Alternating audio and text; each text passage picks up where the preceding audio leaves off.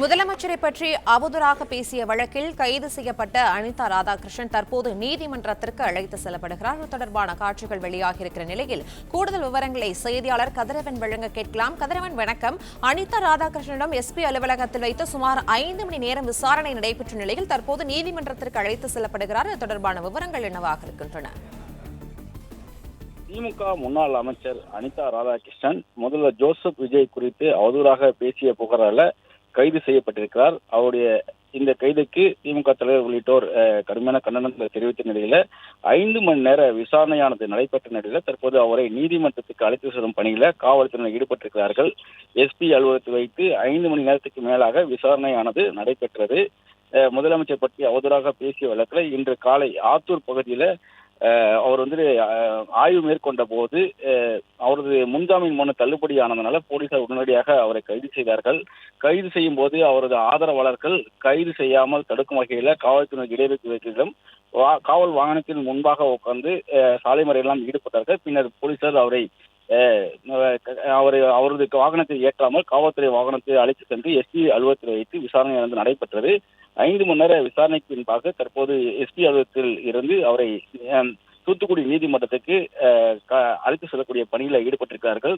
உயர் நீதிமன்றத்தில் முன்ஜாமீன் மனு தாக்கல் செய்திருந்த நிலையில அதை தள்ளுபடி செய்த நிலையில அவரை கைது செய்யப்பட்டார்.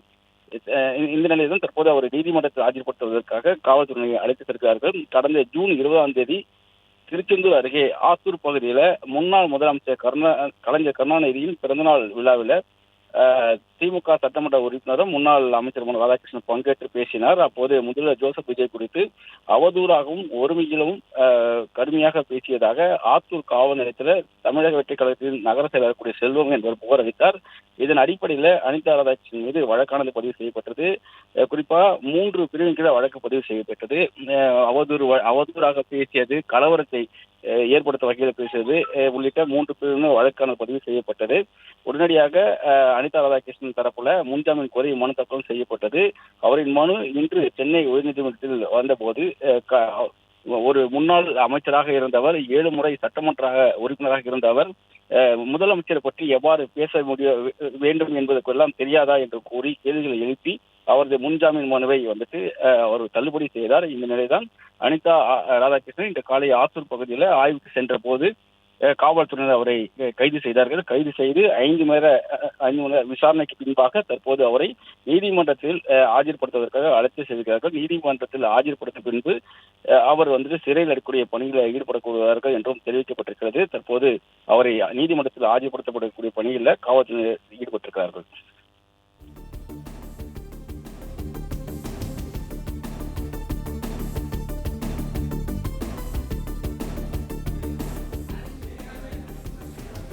கதிரவன், தற்போது அனிதா ராதாகிருஷ்ணனை நீதிமன்றத்திற்கு அழைத்து செல்லும் போது தன்னை ராஜினாமா செய்ய சொல்லி வற்புறுத்தினார்கள், தான் ஒத்துக்கொள்ளவில்லை என்றும் எப்போதும் திமுகவில் தான் இருப்பேன் என்று முழக்கமிட்டபடி அவர் சென்றார். இது தொடர்பான விவரங்கள் என்னவாக இருக்கின்றன? அனிதா ராதாகிருஷ்ணன் அவர்கள் தொடர்ச்சியாக தமிழக வெற்றி கழகத்தை விமர்சனம் செய்யும் வகையிலும் அதே போல திராவிட முன்னேற்ற கழகத்தில் இருந்து பிரிந்து வந்த காங்கிரஸ் கட்சியை கடுமையாக விமர்சிக்கும் வகையில பேசி வந்திருக்கிறார். இந்த நிலையில்தான் முதலமைச்சர் குறித்து அவதூறாக பேசியதாக கொடுத்த புகாரின் அடிப்படையில் வழக்கு பதிவு செய்து அவர் கைது செய்யப்பட்டு இன்று 5 மணி நேர விசாரணைக்கு பின்பு நீதிமன்றத்துக்கு ஆஜர்படுத்த அழைத்து சென்றார். அப்பொழுது அங்க இருக்கக்கூடிய ஒரு ஆதரவாளர்கள் முன்பாக காவல்துறையினர் பிடியில் இருக்கும் போதே தன்னை இந்த சட்டமன்ற உறுப்பினர் பதவியிலிருந்து ராஜினாமா செய்ய சொல்லி வற்புறுத்துவதாக கூறியும் அதற்கு நான் ஒற்றுக்கொள்ள முடியாதனால தன் மீது பொய்யான ஒரு வழக்கை புகழ்ந்து தற்போது கைது செய்வதாகவும் அவர் முழக்கமிட்டபடியே சென்றிருக்கிறார். இந்த காட்சிகள்லாம் நம்ம பார்க்க முடிகிறது. தொடர்ச்சியாக பல்வேறு சட்டமன்ற உறுப்பினர்கள் அதிமுக உள்ளிட்ட கட்சிகளிலிருந்து சட்டமன்ற உறுப்பினர்கள் ராஜினாமா செய்து தமிழக வெற்றி கழகத்தில் இணைந்து வரக்கூடிய நிலையில தன்னையும் அது போல ராஜினாமா செய்ய சொல்லி ஒரு வற்புறுத்தலாக கூறி அவர் இந்த கருத்துக்களை முன்வைத்ததாக கூறப்படுகிறது. தன்னை ராஜினாமா சொல்லி மிரட்டியதாகவும் அதற்கு ஒற்றுக்கொள்ளாத காரணத்தினால் தன்னை தற்போது இந்த வழக்கில் சிக்க வைத்து கைது செய்திருப்பதாகவும் கூறி அவர் முழக்கமிட்டபடி சென்றிருக்கிறார். அவரை தற்போது நீதிமன்றத்தில் ஆஜர்படுத்துவதற்காக காவல்துறையினர் அழைத்து செல்கிறார்கள். எஸ்பி அலுவலகத்தில் வைத்து 5 மணி நேர விசாரணையானது நடத்தி அவரிடம் வாக்குமூலம் பதிவு செய்யப்பட்டு தற்போது அவர் நீதிமன்றத்தில் ஆஜர்படுத்தக்கூடிய பணியில் ஈடுபடுத்தப்பட்ட போது இந்த முழக்கத்தை அவர் எழுப்பியிருக்கிறதும் குறிப்பிடத்தக்கது. இணைப்பிலே காத்திருங்கள் கதிரவன்.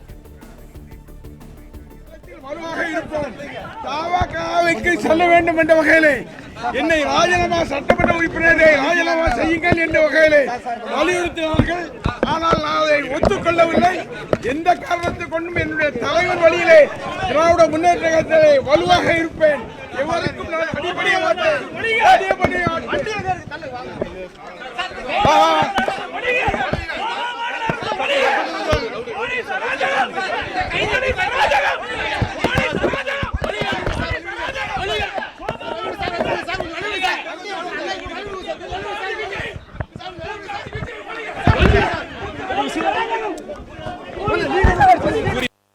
பிளே ஸ்டோர் மற்றும் ஆப் ஸ்டோரில் இருந்து பாலிமர் செயலியை QR கோடு மூலம் பதிவிறக்கம் செய்யுங்கள்.